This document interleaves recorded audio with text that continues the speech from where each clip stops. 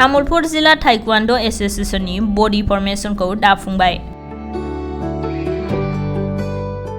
मैया 8 मे खालि गरेस्वर हालामनि 142 नं निगम गुनुबादि फरायसालियाव 1 रिंगा 30 मिनिटाव तामुलपुर जिला ताइक्वान्ड' एसोसिएशननि बडि फर्मेशनखौ दाफुंनाय जायो।